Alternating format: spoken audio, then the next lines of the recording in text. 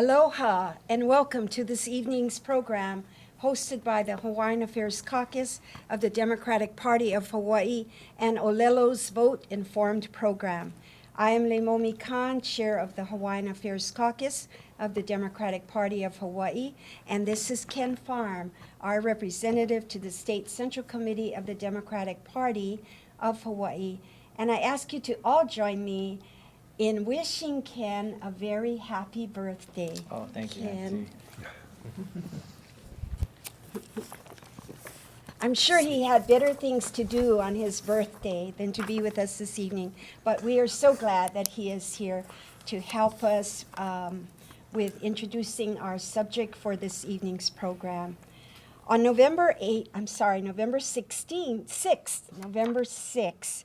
the general election ballot will contain the question, shall there be a convention to propose a revision of or amendments to the Constitution? A yes vote supports holding a constitutional convention to explore proposals for changes to the state constitution. A no vote opposes a constitutional convention. The 2018 question on the upcoming general election ballot is based on a stipulation in the Hawai'i Constitution, specifically Article 17, Section 2, that provides that a constitutional convention question must be submitted to voters automatically if a 9-year period elapses without such a submission taking place already. That is, without the legislature referring a constitutional convention question to the ballot. So Ken, what happens if the majority of voters vote yes for a constitutional convention? Well, if the voters vote yes and approve the Constitutional Convention, the legislature then defines many of the logistical particulars. For example, the timing of the convention, the number of delegates, start and end dates, the meeting location, the budget for the convention, and the provision of back office implementation support. So all of these things need to be considered before we even have that. And once it's assembled, the con delegates for the Constitutional Convention are free to organize their own rules of procedure and take up any issues that they choose. If a con produces proposed changes, those go to the voters in a subsequent ballot for approval. But there is a high bar of passage. To pass con proposals, it must achieve a majority yes, which means it has to be a firm 50% of all voters in the general election, or 30% of all registered voters if there is a special election. I see. What happens, though, if voters vote no to a constitutional convention? Well, if voters vote no to the con, nothing changes. Life goes on under the existing constitutional and statutory arrangements, and the power to propose amendments for a new convention reverts back to the legislature once again. Okay, great. Thank you for that information. Thank you. The purpose of this evening's program is to explore the specific arguments for and against holding a con through the lens of Native Hawaiians, the perceived benefits and risks, and if a con is authorized, some of the possible agenda items that may come onto the table, and how the community, especially Native Hawaiians, should prepare to participate in a constitutional convention. We are hopeful that after hearing from the speakers, you will vote and make an informed decision of a yes or no on the constitutional convention question appearing on the general election ballot. Our moderators for this evening's panel are Rayton Varas, First Vice Chair, and Kainoa Hiva Riego of the Hawaiian Affairs Caucus, representative to the State Central Committee. And let us begin. Please take it away. All right, mahalo nui. Aloha mai kako, everyone. Aloha. Kainoa and I are very honored to be your moderators this evening. We want to welcome you folks. We want to welcome the viewing audience. Let us begin introducing our panelists.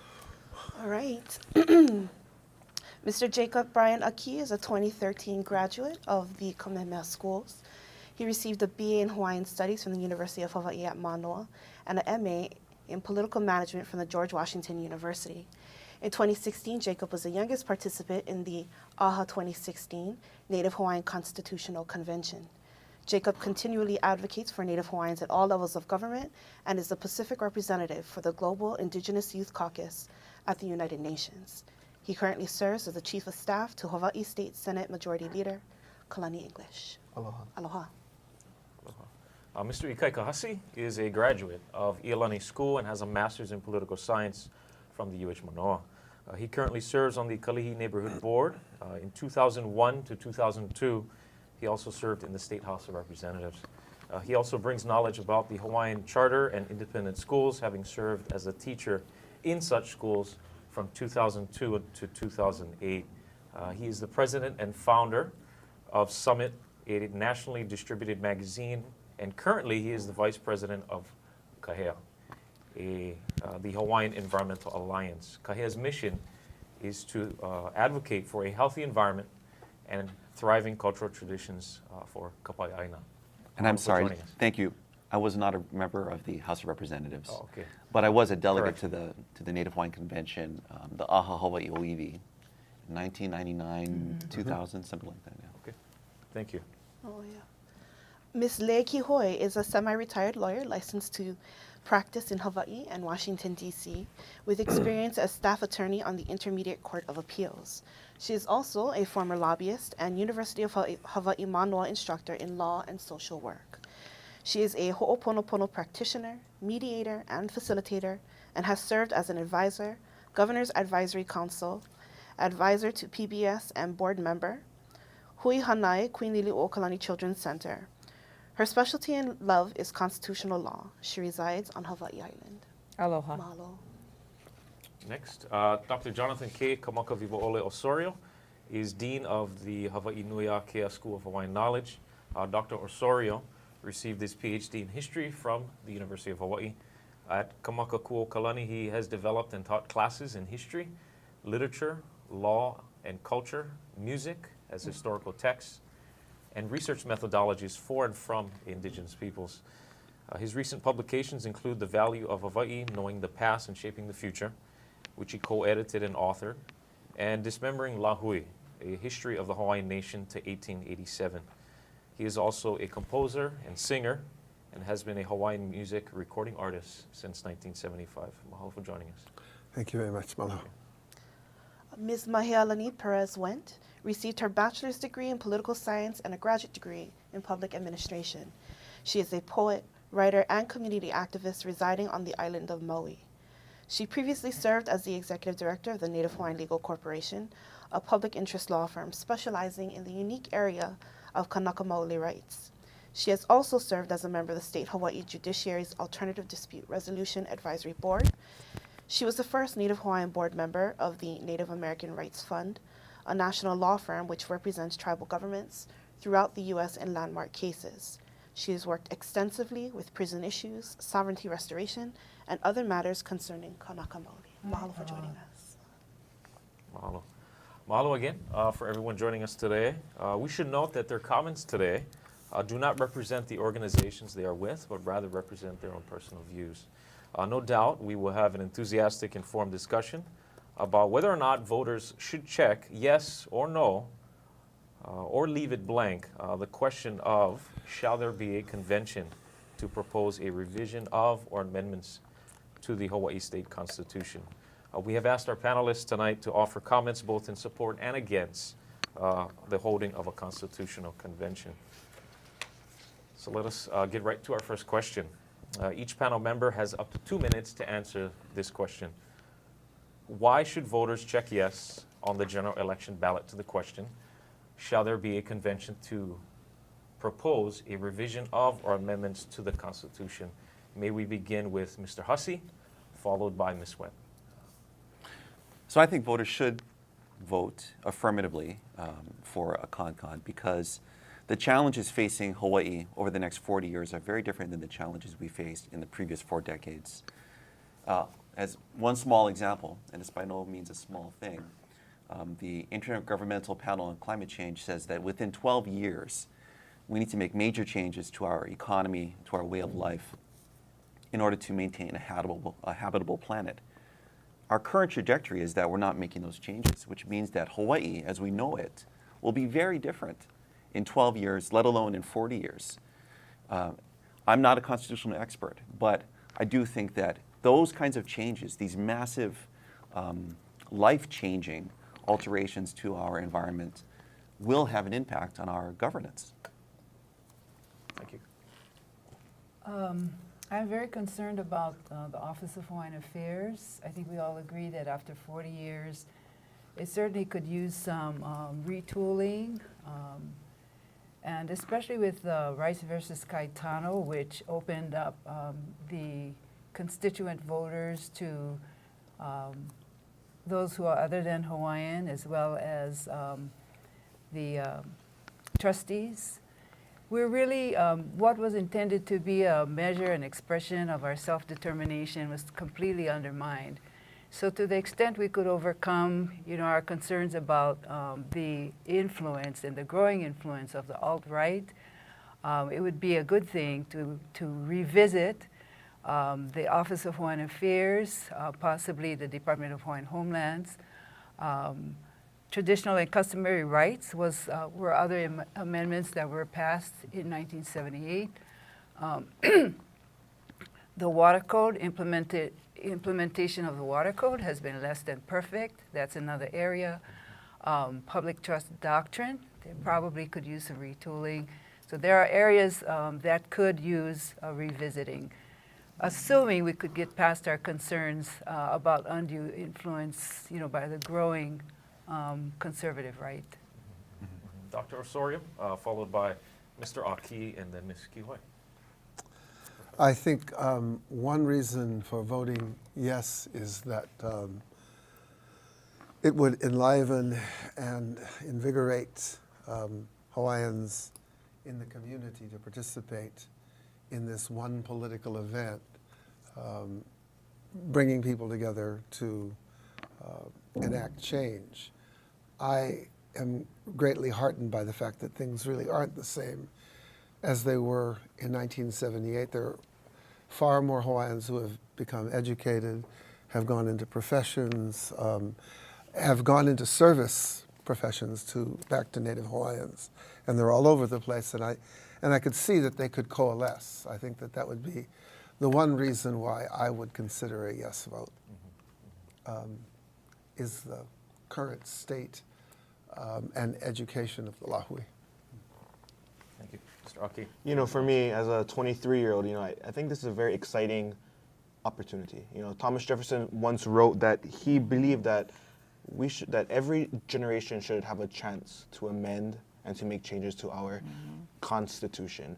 And as the youngest member at the AHA in 2016, it was really an eye-opening experience. To be in a room knowing that the outcomes of your work will have a lasting impact for generations. Everything we do isn't for us, it's for the future. And having a constitutional convention can provide that opportunity to make positive changes for generations to come. But as I reflect on the 1978 Constitutional Convention, there was a lot of good that came out of it, especially for our people. And the years to come, we saw a increase of Native Hawaiian engagement in the political system. Kamali'i Kina Boyd in 1983 wrote an OHA article 5 years after the Con, highlighting that at that time we had Native Hawaiians in every major political position: the president of the Senate, the Speaker of the House, we had a U.S. congressman, we had a Chief Justice, we had a majority and minority leader, all of whom were Native Hawaiian, and assumed those positions, within that time period following the Constitutional Convention. So as Dr. Osorio said, it's a great opportunity for our people to become politically engaged in this one event that can really have a impact on those to come. So for those young people out there, it's a very exciting opportunity, and it's something that we need to be maka'ala about. Mahalo. Ms. Kiwai, your response? Yes, I'd like to elaborate further on what Mahilani just talked about regarding revisiting our constitutional provisions regarding Native Hawaiians, specifically revisiting the OHA and traditional and customary rights. Now, a constitution is basically when a constitution is written, you're talking about policy. You're not talking about specific provisions. And this is the problem we have right now, because in our constitution now, it doesn't define what traditional and customary rights are. Okay, and this is why we're having, you know, I was fortunate to be the attorney in the past decision, a staff attorney, and you know, just determining what traditional and customary rights is constantly being revisited by the courts. So I think if we had an opportunity to actually define what these rights are, be more specific. I mean, just because the Constitution basically sets policy for how we are to act as a people or our rights doesn't mean that we can't make it more specific. So I would look at the OHA provision and perhaps figure out how we can take it outside of the purview of the 14th Amendment. Perhaps take out, I mean, I revisit it, and it doesn't say state at all, but we can try to maybe figure out, maybe set up a corporation or do something before we set up our own nation, because I'm hopeful in after this current administration is done having all of this, I won't go there, that perhaps we can move into nation status. But I would really like to see the fact that maybe we can even insert something in the Constitution about how we're connected to, you know, internationally. Well, excuse me. Thank you. Thank you. Mahalo for some of those quick snippets of thoughtful and meaningful ways the Constitution could be changed should we agree to a constitutional convention. To flip the argument on the head, why should voters check no on the general election ballot to the question?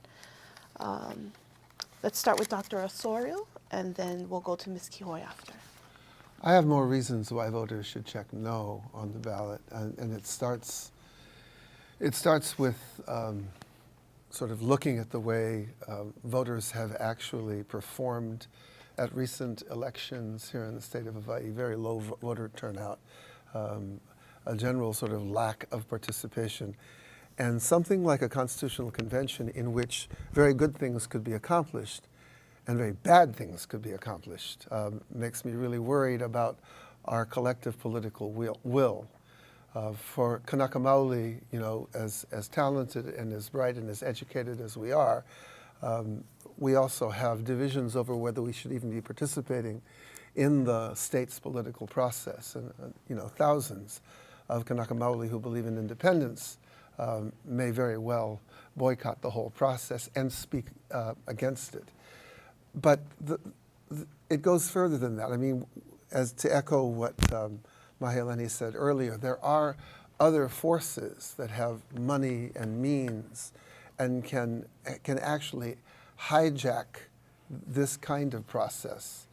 And one of the ways it can be done, really, that we don't even put a lot of thought into sometimes, is just the nature of reading through thousands and thousands of pages of documents in order to forward a particular objective.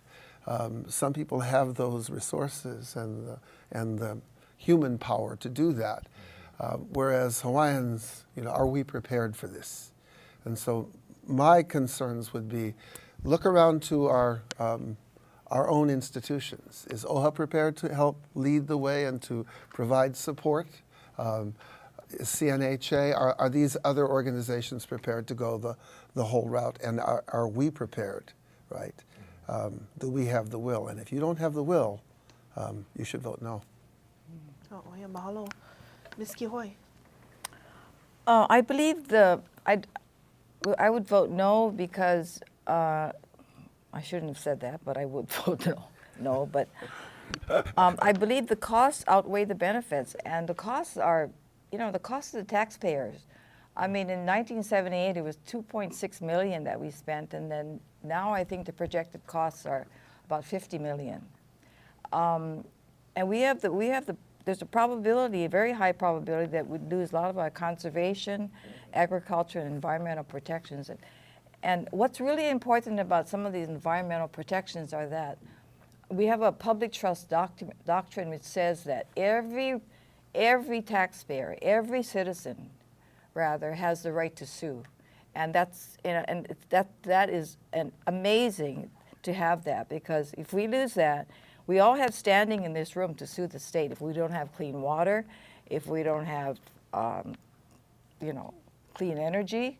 I wouldn't, maybe that hasn't been really decided yet, but I mean, this is really an important provision. And that combined with the rights of Native Hawaiians under Article 12, Section 7, traditional and customary rights, is very powerful. Those two provisions are extremely powerful for our environment and for the values that we have for Native Hawaiians. And the other reason I would be against having a CONCON is because it's a very toxic environment, extremely toxic. I mean, the whole administration on the federal level has promoted divisiveness, racism, and it's just, and the Janus decision that just came out that says that, we have, in order for you don't have to pay for union dues, but you can collect all the benefits from the union, right? That is really not good. So again, and to summarize, I would say that it's more costly than we get more costs and benefits. Mahalo. Mr. Aki, your thoughts? I think the electoral process for these delegates are the thing that scares me the most. With super PACs being able to donate unlimited amounts of money to support candidates, we're going to see an increased amount of dark money coming into our state and our electoral processes. And I predict that the same thing is going to happen for the election of these delegates, and that's what really scares me. That voter turnout has been low, and I don't think our people are engaged enough to really go into this convention and make the best possible difference. Voting here in Hawai'i Sally is based off of name recognition.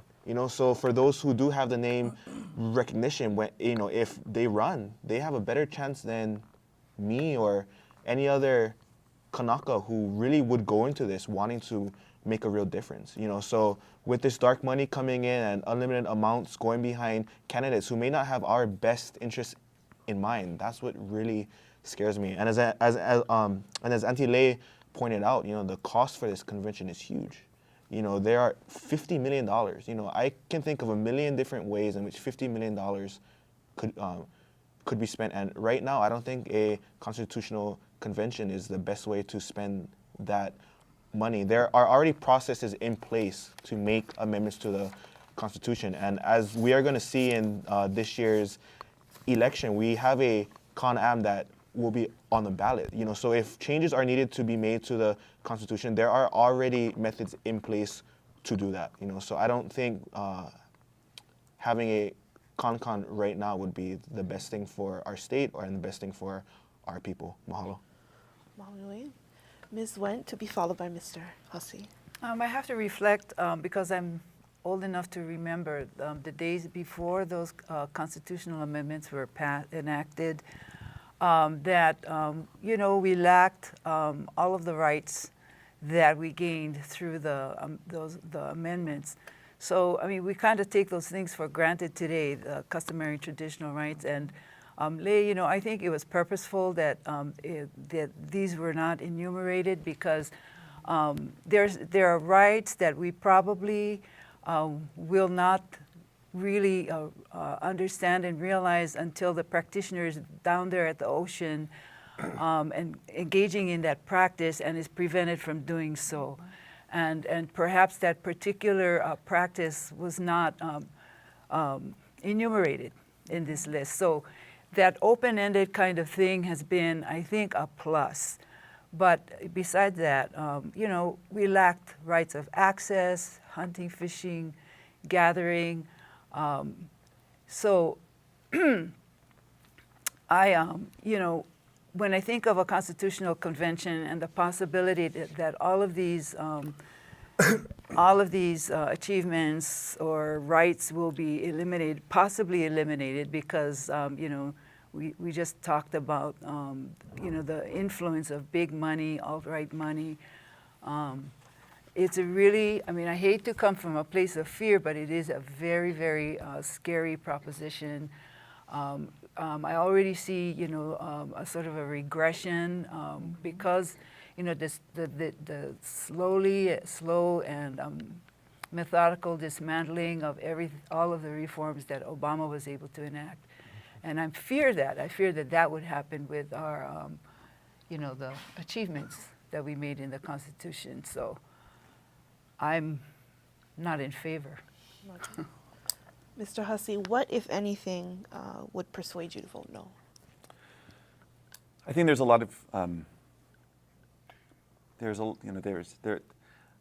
me put it this way. I don't want to say that we should vote no because of fear. I actually think that we're up to the challenge. Politics is always about power, and I think that we can muster the forces necessary to be successful. However, I do think that we have a pretty darn good Constitution. The 1970 Constitution is a very good document. And for me, that's a reason to not feel bad, even though I do support a CONCON. I'm not going to feel bad at all if it fails at the ballot, because at the end of the day, it is an excellent document. And the framers in '78, the delegates to that Constitutional Convention, did a great job. Yeah. We should also mention, too, that a blank vote is the same thing as a no vote, and that wasn't mentioned earlier. That's right. Yeah. Okay, thank you. So this next question covers something that Mr. Aki touched upon a little earlier. So one of the most contentious issues is whether the ordinary legislature-controlled constitutional amendment process is an adequate substitute for the constitutional conventional process that we're embarking on today.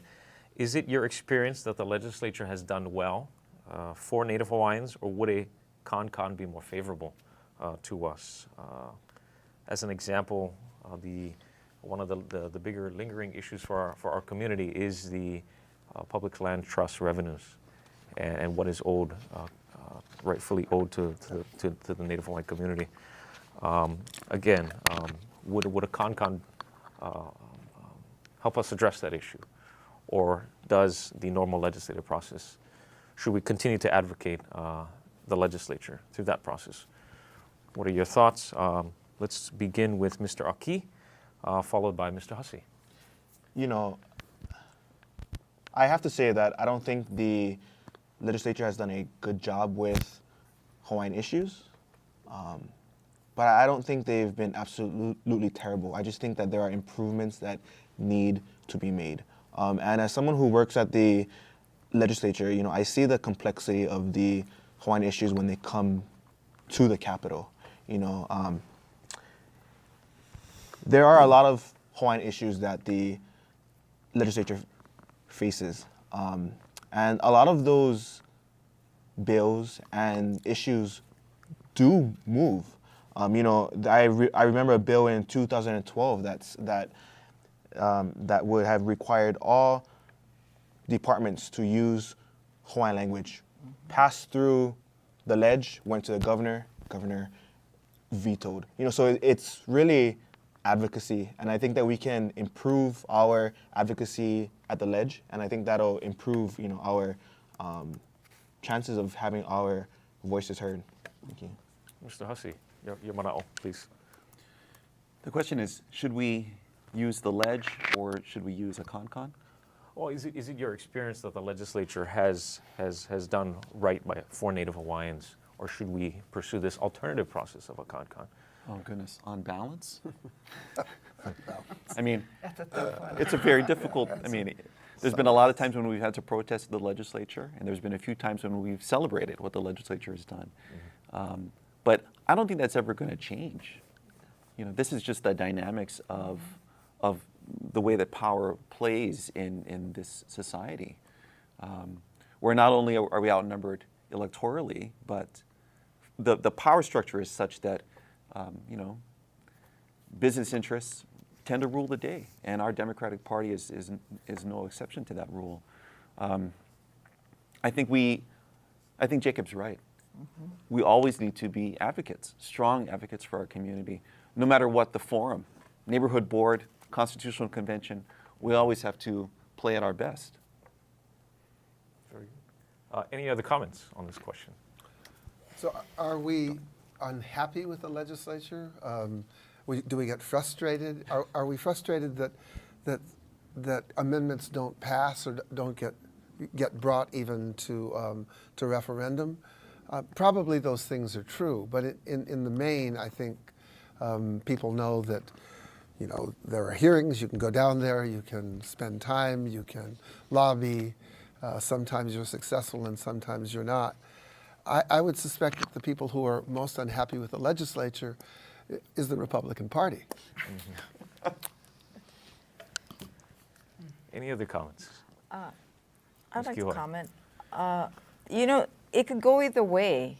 You know, I was the attorney for the Pash case, and I think the decision was, it was so many years ago, came down in 1993, I think, and then in 1995, under Senator Ed Case, he passes Senate Bill 8 to restrict the rights that were granted by the Pash decision, traditional and customary rights, where Hawaiians had to register to be Hawaiian, and you had to show that your ancestry back prior to 1778. So he restricted the right, and then also in our favor, Act 195 was passed in 2011, which entitled us to set up the role for Native Hawaiians and and recognize us as indigenous people. So you could go either way.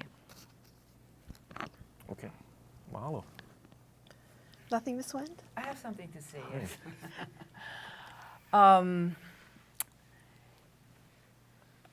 I have a horrible example, which is, using the legislative process to overturn a court decision that didn't go. I mean, everybody knows about that, and it was just a miserable thing, because I'm specifically referring to the East Maui water case, where the plaintiffs or the farmers had been in court for 17 years, finally got a decision in their favor, and what did the defendants do? They ran, the corporate defendants ran to the legislature and got a bill passed to legalize what up to that point was illegal.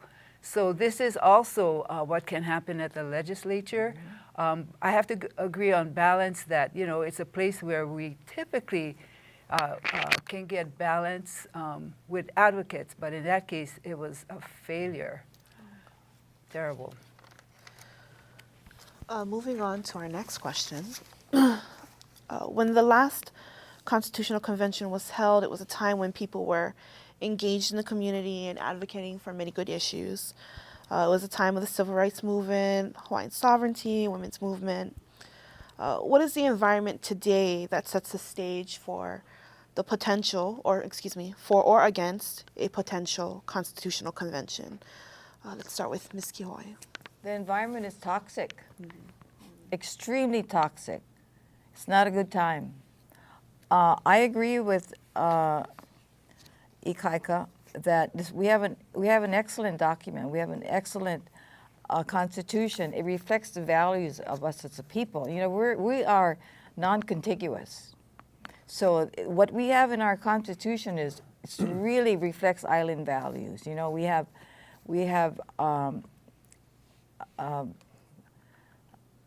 provisions for unionization, and we came from a plantation community, a lot of us, and I remember my father being on the docks as a stevedore. I mean, he didn't have any medical rights or anything, and then he worked hard, and they fought for all of these principles. So right now it's toxic, it's divisive, there's races, and it's not a good time for us to for even move on the CON-CON. Thank you. Mr. Hussey. So I think the 78 CON-CON is a great, it was an interesting time, because in a lot of ways it was the end of a good period in our history, right? It was the tail end of the 60s and the 68, the rebellions all around the world in 68. You had the hippies in the 70s. And then right after 78, you have Reagan and neoliberalism. And the world that we're dealing with right now, with the far right, with Trump, all of these things are manifestations of seeds that were sown in the early Reagan years. The the deterioration of social programs, the resulting chasm of inequality that we're all experiencing right now, the failure to invest in our environments and to adequately take care of the planet that we live on. So I do want to say, though, that I think that the social movements are very different now. You know, in a lot of ways, for the first time, we have a real discussion about inequality, which is a wonderful, welcome thing, I think. Okay, one aspect of inequality. There's so many, I mean, Right? yeah, I'm one talking about aspect wealth. of inequality, Yeah. right. Yeah. So I agree what the other panelists shared. I'm just thinking about 1978. I was a volunteer voter registrar for the Ojai election. If you would ask me, to guess what the level of engagement was, it just felt like 100%.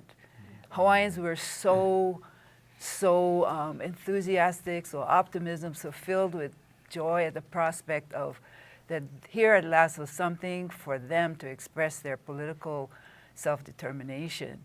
And it's an altogether different political climate today. So it's not the most it's not the best environment. So I'm not in favor. I want to hear what John has to say. Yeah, Yeah. Dr. Osorio. It's interesting because one of the things you said earlier about the environmental changes ahead and the challenges they're going to put on this entire state, economically, socially, politically, and we're not preparing for them. And that's one of the reasons why I think you support, some dramatic kind of change. But I think, what we really should be doing is really beating the bushes to get people to come out and participate in these normal elections and really take a look at people that are being elected and really start to form coalitions around the idea of preparing for the future. And that means, how do we transform our education so that we're not studying to be working in tourist factories anymore, that we're actually studying to be able to deal with the land nimbly and intelligently. Those are the kinds of things I think. This is an opportunity to think about that. Jacob? I think Kumu John brings up a great point, is that our people should be really looking at these issues. But in my perspective, and especially amongst people my age, there isn't enough engagement in the everyday political system. And if we think that those people are going to turn out just because there is a con, I wouldn't bet on it. In 1978, you had these bright Hawaiians who were coming out of law school, coming off of Hokulea, who were really inspired and engaged to really make a difference. Today, I don't see much of that, and it's scary because the current environment that we're in, where only 40% of people vote, that's scary. And the number of Hawaiians willing to run for public office every year, we don't have enough. So we need to be rallying our people and getting them ready. Is that if this comes to fruition, we have to have Hawaiians ready to run. So I just want to say that your answer surprises me because I look out and I see more Hawaiians that are getting college degrees, that are getting advanced degrees, that, the whole thing about the Malama Honua voyage around the world was that it was a way to showcase the new generation of navigators. So I actually think that this is a good time in terms of our intellectual capacity. If I could just respond to that. No, I agree. There are Hawaiians who are out there, but when I think of Hawaiians, I think of my mother who lives on the homestead. I think of my uncle who lives in Hana. People who are struggling to put food on the table. They're aware of these issues, but they're too busy at home trying to make a living, make sure there's food on the table. And if we can't get them engaged, then how are we supposed to get the rest of our Lahui engaged? Because their voices matter too. They should be making their voices heard. So there's facets of our community that are engaged, but there are also facets where, hey, we really need to get them more engaged. Okay.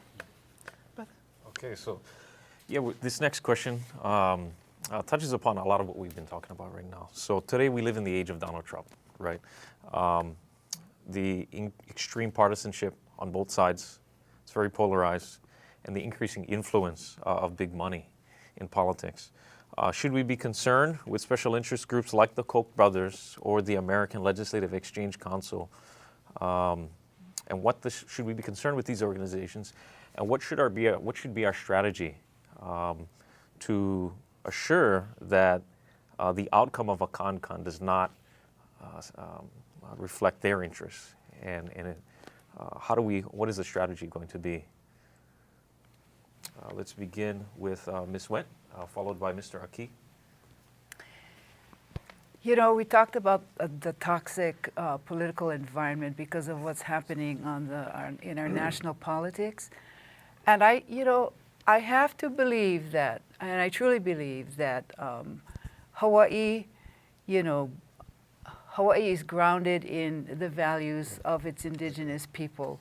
And I think that that's where our saving grace is. In spite of, what's happening on the national front, we are a liberal state, we are a democratic state. And I think that that is what's going to see us through. Now, I keep hoping that Mr. Trump, and I don't really want to go there, but I'm hoping that Mr. Trump is going to be a one-term president. But, it's really hard to say. I didn't even think he'd be elected, and he has been. I don't know where else we can draw upon for strength to withstand this, but I truly believe that all of us who love Hawaii have something very powerful that can withstand the onslaught of that kind of energy. Okay, Mr. Aki. I've been thinking about this a lot, especially with the increased activity of these super PACs who are pouring money, millions, into candidates, into issues. And I think quite often, why can't we as Kanaka do the same thing?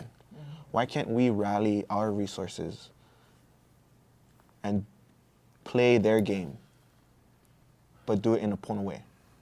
We have Ali'i trusts who are valued at $12 billion. Why can't we engage organizations like Kamehameha Schools to input money on education? Why can't we leverage our resources with 8As who have a lot of resources as well? Leverage what we can and push our issues and push our candidates. Make sure it's Pono. I think that's the important part. But I think in this new age of electoral politics, we can't stay out of it. We have to play that game and do it better. Okay. Anyone else wish to Yes, I'd comment? like to speak. Ms. We're Gillen? speaking Yes. about the problems, but there's nobody talking about resolutions. And I think what's important is probably set up some very stringent campaign laws. And the legislature, I think, can do this. They can say, you know what, we're not going to allow any PAC money or something. The legislature is going to write the rules for CON. Okay, it's as to how many delegates that we're going to have and what the rules are. So I think if we can control it in that part of the process, we can stop the big PAC money right at that point. And that's my thank you. Mr. Hussey? So, I'm not sure how we're going to deal with Citizens United in terms of that. But I do think that the Trump phenomenon is, he's not the first strange fish to approach our shores, right? We've had foreign involvement since 1778, and it's always been a thing. It's always been a factor in our politics. So I don't know if it's a new phenomenon. I do think that money does not always lead to victories for the people with the money. I recently ran a city council race in which I beat the guy who had four times more money than I did. So I'm not completely pessimistic about the impact of these things. Okay. Dr. Osorio? I'm assuming that, okay, so there's a yes vote, and there's going to be a con. Then I think what we need to do is turn to our agencies, to Office of Hawaiian Affairs. I think Hawai'i Nui Akea and other institutions in the university should really turn their attention to how we prepare our people to participate in this intelligently and effectively. And that means, I think, OHA hires a host of people to go into the community and give advice and counsel and education and get people to understand what they're doing when they're electing delegates, to be supportive of those delegates when they come to CONCON. I think it's this, you couldn't, that's where all of our attention will have to go. That's how important it is. That's how significant it is. And I would take absolutely no chances with the alt-right. Yeah. Can I add one more thing? Sure. Which is that if the CONCON is structured the way that the 78 CONCON was structured, it'll be 102 small house-sized races. And if you think about who the electorate is for those races, it's essentially senior citizens, basically AJA citizens, that comprise the majority of the voting bloc. I'm less worried that that particular electorate is going to elect a bunch of far-right individuals. Okay, but it's not just the far-right individuals, it's their ideas. It's the way in which ideas get manipulated in the press and in the media. So you really have to prepare people to be really maka'ala about what is being sold. And that's the part that I'm worried about, Right. which is, especially in the ratification process, I think the money can really be I'd like to significant respond force there. to your note regarding Citizens United. I don't believe that it would apply in this case to Citizens United. Okay. So just, because it's a CONCON event, so that's my interpretation of the law. Okay. So far, everyone has sort of alluded to their position already on CONCON. So let's take this from the perspective not just of what you believe, but why you believe someone should vote yes or no, whichever is your position. And hit them with the single most persuasive reason for your recommendation. Let's start with Dr. Osorio. I think you should vote no unless you are willing to put in the time, the effort, the social and the actual capital into moving a Hawaiian agenda forward. And I don't think anybody gets off on this. I don't think you vote yes because you think it might be better, because you hope it might be better. You better be willing to personally get involved. And if you're not, and at my age and with all the things I have to do, I don't want to do this. So I'm voting no. Mr. Hussey. John's right. If we're going to do it, we should commit. You have to put your all into it.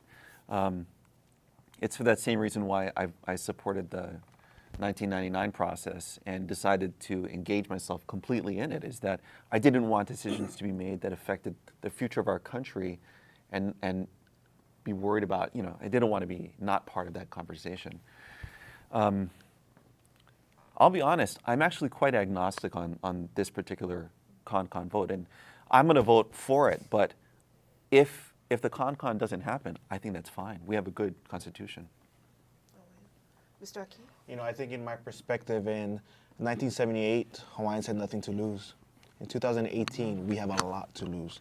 And that's why I'm voting no, because there are things that are provided in our Constitution that we didn't have pre-1978. Today, as everyone has mentioned, we have a good Constitution.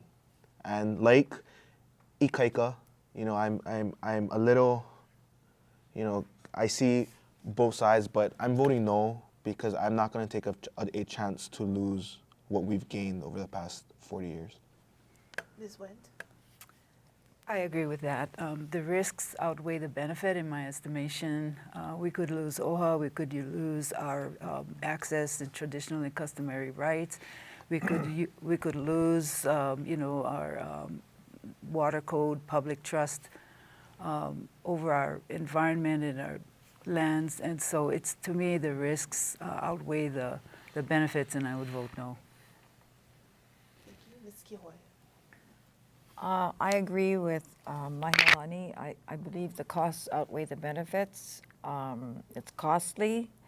We're going to be losing possibly the conservation and the agriculture and environmental protections that we have. I just, you know, this whole Constitution is based on sustainability if you read it really closely.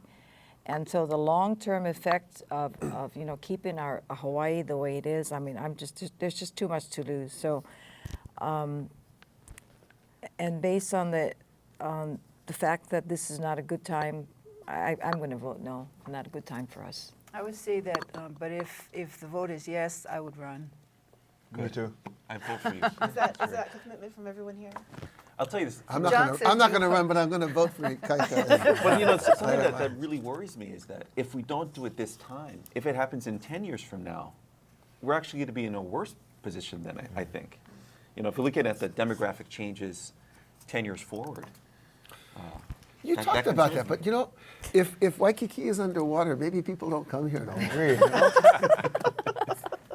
I like that. So let's actually look at that scenario. Say there is a con-con. Yeah. There's a commitment to run from some of our panelists, and I would say including myself. But what should Native Hawaiians do to prepare for it? And I actually want to specifically ask our members that were part of the AHA that occurred a couple of years ago. What did you do to prepare yourself individually to run, to be a delegate? What were those things, and what would you recommend to Native Hawaiians?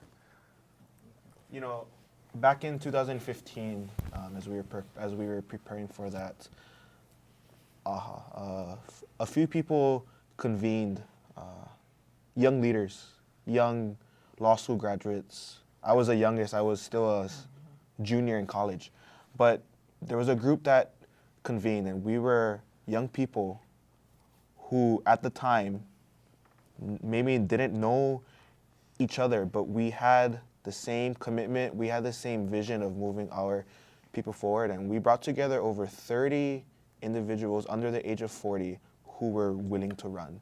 We got together, we put a slate together, we put ideas together, and when we went into the AHA, we had something to bring to the table. That's what our people need to do. If this vote goes through, our people need to rally together despite our political differences. That's going to be hard, but that's something we're going to need to do, because if this vote goes forward, we need our voices heard, and we need a collective voice at the table. Can I build on that? Yes, please. So we need to do that, and we need to get together with all the other major factions Yeah. that we can possibly work with and create a large alliance. Yeah. Like, for instance, environmentalists stand to lose a lot, right? If in this con-con, the union movement stands to lose a lot in this con-con. We need to be talking to those guys now and building, you know, what is that? A brown, blue, green coalition that really is about protecting what we have and then building from that, instead of allowing for these other forces to erode Right. what we built. And reacting. For instance, the Native Hawaiian vote, if we were to ally ourselves strategically with, for instance, working class Filipinos, that's like 51% of the electorate. Wow. That's a very strong bloc. And I think we need to be very Strategic. aggressive about this kind of thing. Did we see those coalitions form in 1978, con-con? They did. And Dr. Osorio led a series of talks that in which Governor Waihee spoke about the coalition building in '78. Yeah, so it was a wonderful series, a 4-part series that we conducted last spring. And it was really interesting watching, because when Governor Waihee began the series, he began very much as a proponent for having another con-con. And as he described the complexities and the difficulties of really getting that Hawaiian Affairs package passed in 1978, he suddenly realized, at one point, I still remember, he says, "I'm not sure I support this anymore." You know, the more you look at it, the more complex and difficult it appears. And I want to be really clear that the fact that it's complex and difficult is not what scares me. You know, I think that people can prevail, and if we are forced to deal with a convention, a lot of us are going to drop what we're doing to make sure that we're ready. Yeah. You know, can I make a quick point? You know, reflecting back on what we did at the 2016 AHA, we did build coalitions. That's important. But what we took it personal. We looked at our cultural values and said, hey, this group of young people, we're bright, we're smart, but we acknowledged we don't know it all. So we brought in the likes of Auntie Lei. We brought in the likes of Kumu Lily Kala, Daviana McGregor. We acknowledged that our Ike comes from our kupuna and those who have paved the road for us to follow. So what's going to be just as important is using our kupuna, using those who have the experience, who went through it, talking to them educating us. Because it's not just race, it's not just political interests, but it's intergenerational. Because as we look to the teachings of our kupuna, when you look at that hale, it was kupuna, kanaka makua, opio, keiki, apela akuno. So we have to ensure that we have all our voices, but do not forget our kupuna and those that have come before us. Thank you. Mahalo nui. What is very clear is that preparation for our people is incredibly important. In the last Constitutional Convention, Frenchie De Soto advocated a Native Hawaiian package. If given your druthers, what would you folks like to see in that Native Hawaiian package were we to do a Constitutional Convention? Let's start with Dr. Osorio. Let's fix the ceded lands revenues and get rid of the ceiling on this. And I think, it might be a good time to address really who should have overall kuleana for all of the ceded lands. At this point, we get a 20% prorated share. But what if Hawaiian, what if the Office of Hawaiian Affairs basically had kuleana over all the lands, so long as the public and all those other things get their share? But we start with ours first. Right. I'd like to see that. That's a good one. That's a really good one. Ms. Wendt. I thought about the same thing, what we can do to, empower OHA, because I think the design and, the people who conceived OHA expected that it wouldn't be controlled by the state, basically. It was a fourth branch of government. So, before we came in the room, I said, I'd like to see OHA untethered from the state. And, we have to, I'm not sure I agree with, people have suggested a corporation, a native corporation. I'm not sure that resonates with us as a people. I'd like to see some entity outside of the state that has its full measure with respect to the revenues as well as the lands. Yeah, you could make the argument that, I'm sorry, I just... No, Ms. Go ahead. You're Yeah. next. You're next. You could make the argument that we have a native corporation, and that's called the Kamehameha Schools. Right. So, but at any rate... Well, earlier I was going to say that Kamehameha is so constrained because of the IRS. Right. So, Yeah. they're really gun shy now. They used to be more politically active, but since Rice came along, they've been a little bit less. Sure. So. Yeah. I would like to see actually more language in the Constitution that we can sue on. Like, it doesn't really say what OHA is supposed to do and what kind of lifestyle we should expect for our people vis-a-vis OHA. I think we need language in the Constitution that says there shall be no homeless Hawaiians. There will be none. There will be no Hawaiians who are destitute, who are, fighting for our basic survival in our homeland. And then when those things aren't achieved through the legislative means and through the executive branch, we should be able to sue on those economic rights. The other thing is, I think we need to look at devolving more power from the state government to the counties and allowing for counties to have the flexibility of doing things like a carbon tax. Okay. We've had such a lively discussion. May I discuss? May I give my opinion? 10 seconds, Okay, Auntie. 10 seconds. I'd like to add to what Dr. Osorio talked about regarding the ceded lands issue, because I think what's really needs to be done is to define what the revenues are. I mean, we already got $377 million that's due Hawaiians from ceded lands, from the trust. and we're only getting 15 million. It's only 4%. So we need to really define where these revenues are coming from, especially the airport revenue. So I'd like to see that done, as well as strengthen Airport OHA revenues, as well. Unfinished business. Yep. Mr. Aki, do you have? You know, I agree with everything that they've said, but one thing that I would like to see is this. Pea kako e ho'okomo ai ka olelo Hawai'i I loko o na papahana o ke aupuni.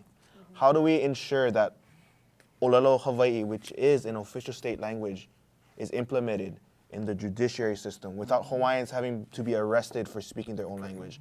How do we implement Hawaiians who want to go to the legislature and share their mana'o in our mother tongue? Because that's what makes us unique, our olelo Hawai'i, because our people is recognized not just by our culture, but more importantly because of our olelo. So if we can have things in there that provide more opportunities, because it's very vague. The Constitution just says Hawaiian is the official state language subject to law. So how do we build on that? And that's what's also important to me. Very good. Any final comments from anyone? No? Okay. Let's just close this hour with some closing statements from each of you. Let us begin with Mr. Hussey, followed by Mr. Aki, Ms. Kihoi, Ms. Wen, and then Dr. Osorio. So, Mr. Hussey, please, your final thoughts on tonight and the question. Yeah, for- it's a for very us. complex issue. It's very difficult. And fundamentally for me, the reason why I'm going to vote yes is because I believe that the Constitution should be a forward-looking document. It should anticipate the future. And I believe that our future is going to be very different, demonstrably different than the recent 40 years. And we should be planning for that. Mahalo. Mr. Aki. You know, I think for me is that, you know, I'm not pressing this issue on anybody. I tell people that my personal opinion is that no, you should vote no. But if this does go through, the most important thing is that we as a Lahui need to be ready. We need to be ready to run. We need to be ready to support those who are going to run. And we need to get ready now. Because if this goes through, we have a lot to lose. And we have to use this as an opportunity to bring our people together and to move our Lahui forward. Thank you. Ms. Kihoi? I strongly urge everyone to vote no. I just feel the current Constitution reflects our values, and I'm not only talking about Hawaiians, talking about all of the populace, all of Hawaii. I think it has all the provisions that I feel is necessary for us to have a good quality of life, which includes the sustainability aspect, protection for agricultural, conservation, and environmental considerations. Thank you. Ms. Wen? I would encourage everybody to vote no. I agree that the Constitution as it stands is pretty good and addresses us as a Native people as well as the people from here. And if it needs fine-tuning, I'm not crazy about the legislative system, but I would prefer to go that route. I would urge everyone to vote no, and it's because I think the Hawaiian sovereignty and independence movement hasn't really played its final card. We're still moving through all of those kinds of discussions and all of those kinds of conflicts. We need to have our time to do this. We've done this under this current Constitution. The state has been relatively benign in dealing with us, and I would like to have that continue. Okay. Mahalo, everyone. So that brings us to the end of this hour and this very informative, dynamic discussion on this very important question before Hawaii voters this year. Let us just quickly summarize some of the pros and con arguments that you folks have brought up tonight. So very quickly, and this may not cover everything, but there are some very serious issues with our Hawaiian agencies, including DHHL and the Office of Hawaiian Affairs, and this would allow us an opportunity to re-examine their missions and whether or not they're fulfilling their missions, especially in light of the some court decisions, particularly the Rice v. Cayetano decision that upended a critical part of OHA's mission. It would also reignite Native Hawaiians to be more civically engaged, which is something that is very important for our community. It would also reignite voters of non-Hawaiian ancestry, and that's a very positive thing. Something Jacob mentioned, each generation should change its governing documents. So it would allow us that opportunity. It would also allow us to expand or clarify on Native Hawaiian traditional and customary rights. Another thing, we shouldn't base our vote on fear, and that's also very important. So let me just now turn it over to Kainoa. Many of the reasons for voting no are not necessarily,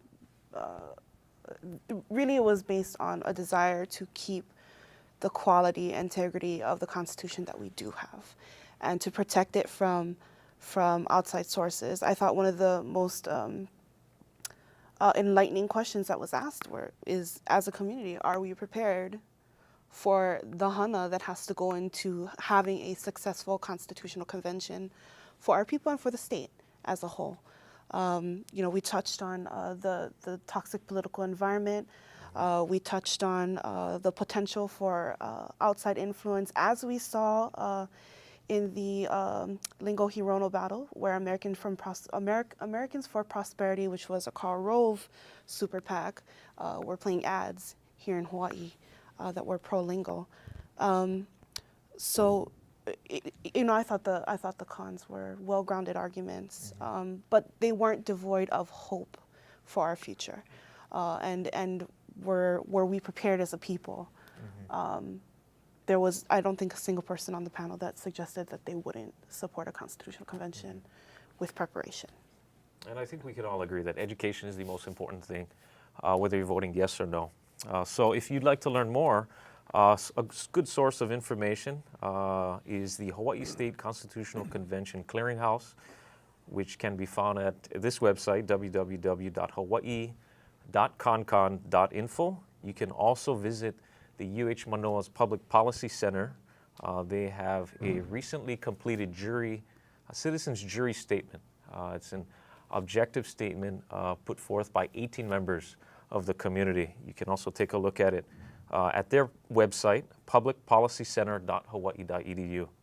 So last, we want to just mahalo our speakers tonight. Thank you for coming. Thank you to our viewing audience for tuning in tonight. We hope you enjoyed it and you learned something.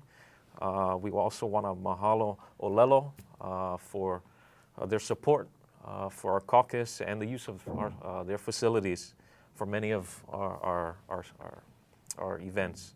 We also want to mahalo Royal Kitchens for the refreshments that they provided for our guests tonight. And again, mahalo everyone. Mahalo Kainoa. Mahalo, Brother Aiton. And aloha. Aloha. Thank you very much.